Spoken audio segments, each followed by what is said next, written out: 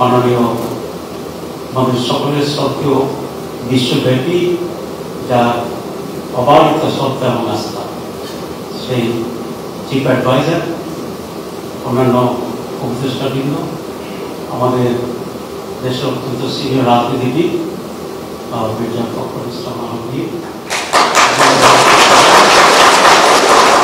আজকে অত্যন্ত শ্রদ্ধেয় প্রিয় সম্মানিত আমেরিকার প্রবাসী ভাই ও বোনেরা, আসসালামু আলাইকুম ওয়া রাহমাতুল্লাহি ওয়া বারাকাতুহু। আমি খুবই আনন্দিত, উচ্ছ্বসিত এবং মাননীয় চিফ অ্যাডভাইজারের কাছে কৃতজ্ঞ। প্রথমবারের মতো একটি ব্যতিক্রমী উদ্যোগে একটি সরকারি সফরে দেশের রাজনৈতিক স্টেক হোল্ডার যারা আছেন তাদের প্রতিনিধিত্বকে নিয়ে উনি একটা নোটিশ স্থাপন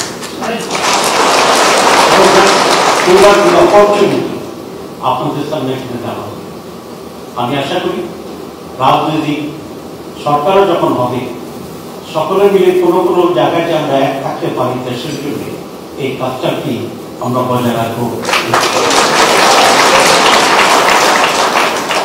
জুলাই অগাস্টের অভ্যুত্থানের ব্যাপারে আক্তার যেটা বলেছেন, আমরা সকলেই এই স্পিরিট হব। সেজন্য আমি নতুন করে, যেহেতু সময় খুবই সংক্ষিপ্ত বিলম্ব, আমি নতুন করে সেটা আর বর্ণনা করছি না। আমি তাকে সমর্থন এবং অনুভূতি ব্যক্ত করি। যে প্রসঙ্গে যেতে চাই সেটা হচ্ছে বাংলাদেশের মানুষ বিদেশে এসে ছাত্র বলুন, পেশাজীবী বলুন, আমরা অনেক সফলতার স্বাক্ষর রাখছি।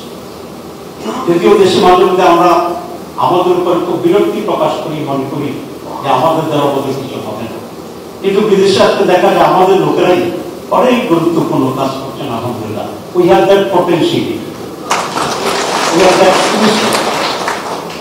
আমাদের যে বিষয়টি সেটা হচ্ছে আস্থার সংকট আছে আমাদের নেতৃত্বে। আমাদের সেখানে ইনস্টিটিউশনালাইজ প্রপার ডিসিপ্লিন ফ্রম সার্ভিসের অভাব আছে আমাদের দেশে। আনফর্চুনেট অনেক বড় সমস্যা হচ্ছে বড় ধরনের করাপশন। এই সমস্ত বিষয়গুলিকে যদি আমরা অ্যাড্রেস করতে পারি তাহলে বাংলাদেশ বিশ্ব একটি টাইগার হিসাবে অল্প সময়ে আবির্ভূত হতে পারবে। আমরা আপনাদেরকে এই কথাটি বলতে পারি যে বাংলাদেশ এখন আগের জায়গায় আর ফিরে যাবে। আমাদের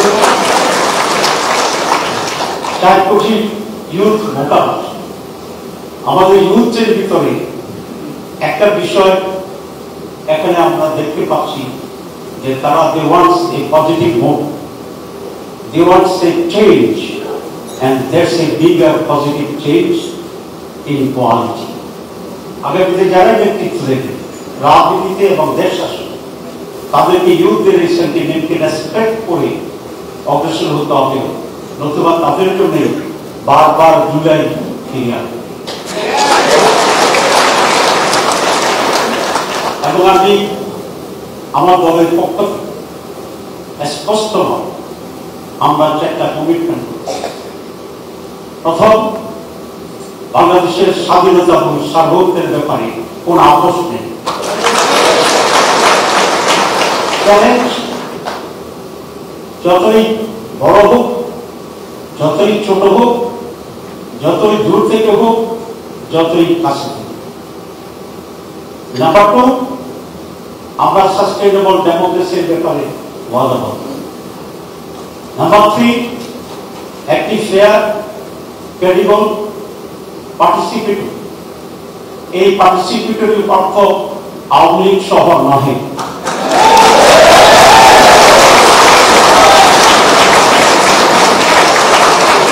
এই পার্টিসিপেটরি অর্থ হচ্ছে জনগণের বিপুল পার্টিসিপেশন, ভোটারদের পার্টিসিপেশন, সেজন্য যে এনভায়রনমেন্ট সেই। 4, করাপশন ফ্রি বাংলাদেশ।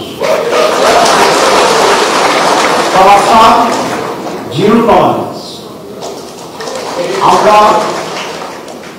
অতীতে কিছুটা প্রমাণ করতে পেরেছিলাম যতটুকু আমরা দায়িত্বের সুযোগ পেয়েছি।